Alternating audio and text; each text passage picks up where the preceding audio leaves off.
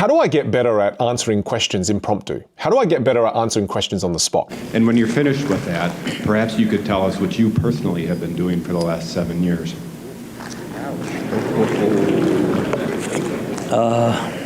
And the answer to this is really dependent on the context. Because when are you getting the questions asked? Is this during a job interview? Is this while you're in a team meeting? Is this while you're on stage? Context is critical. And we have a very powerful tool now that we all have access to. So say, for example, if you are a pharmacist that's about to speak at a conference about how to improve your abilities as a pharmacist in terms of counseling, then you can put those parameters into ChatGPT.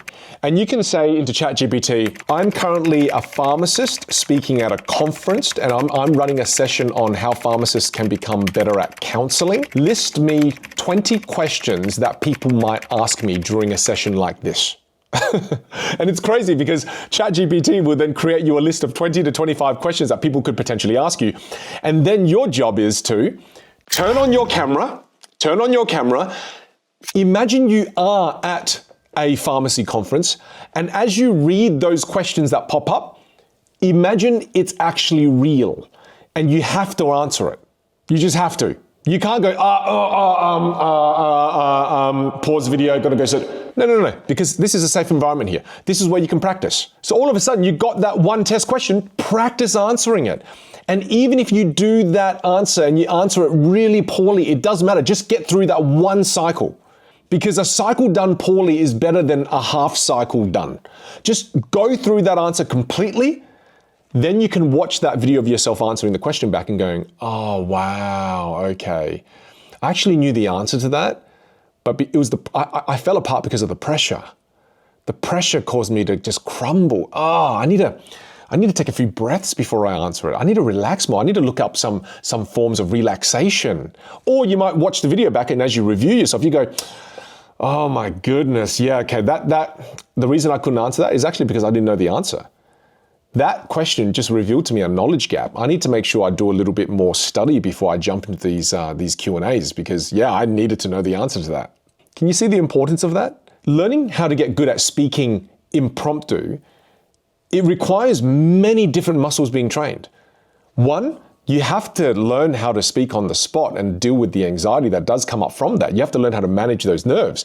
Two, you have to know your content. Right?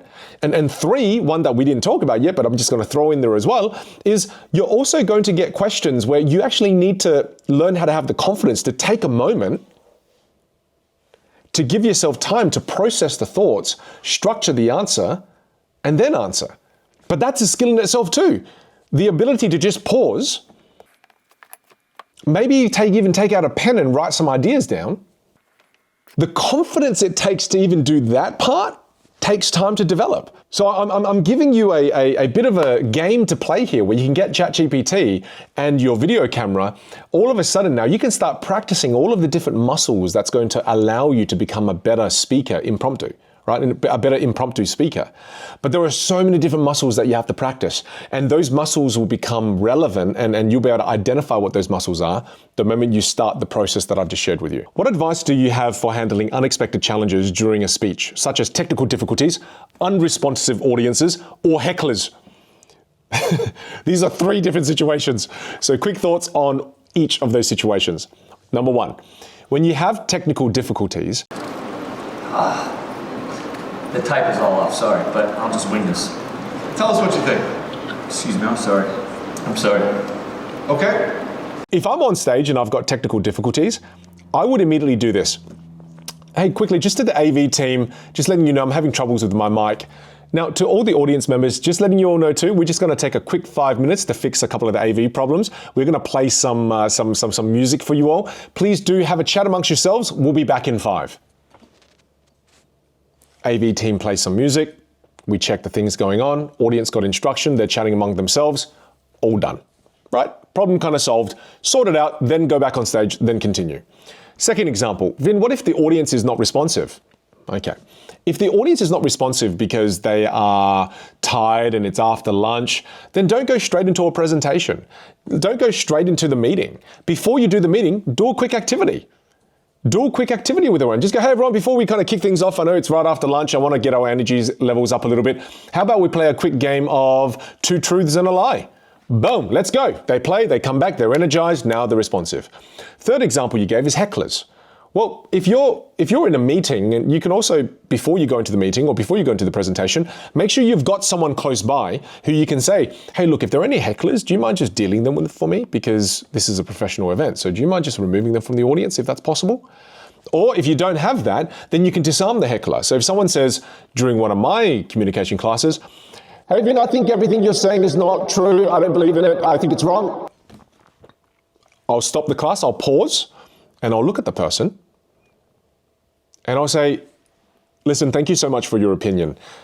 I'm in the middle of a class at this point. Do you mind if I take this conversation with you offline, outside, afterwards? It's okay. I'd love to connect with you. I'd love to hear your opinion. I'd love to hear your side of it.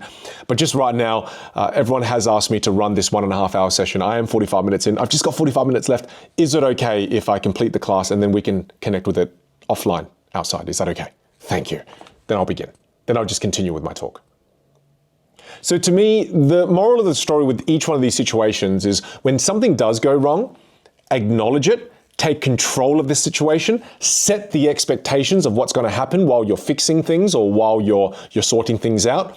And to me is have authority while you're doing this. If you are the one that's currently speaking, you are the one that's in control. If you are the one with the mic, you are the one that's in control. Take that control and navigate your way out of it with authority. Vin, how do I stop people who keep talking and never stop and I can't even get a word in and I have something really important to say? I feel like I'm the perfect person to answer this because I'm one of those people.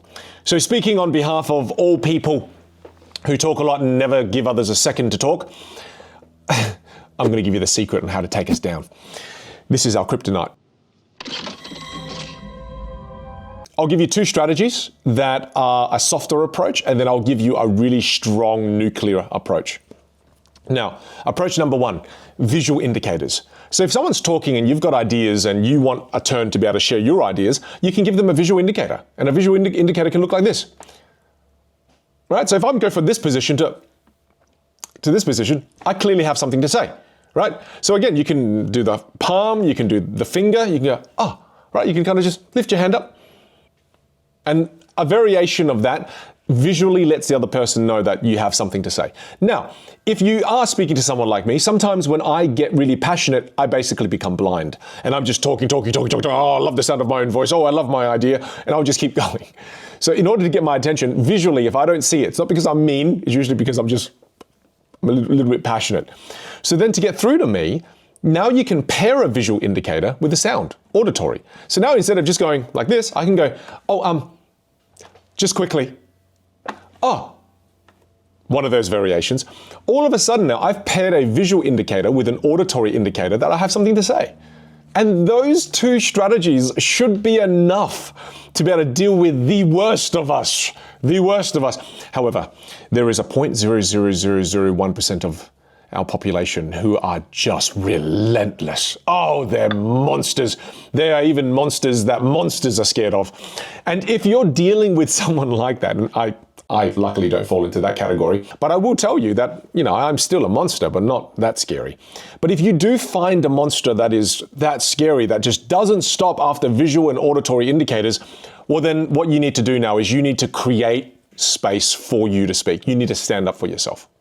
So say, for example, you're talking to this person and they just keep talking because, again, they love the sound of their own voice and they just really love their idea and they're really passionate and sometimes they can be very egotistical and they just want to keep going.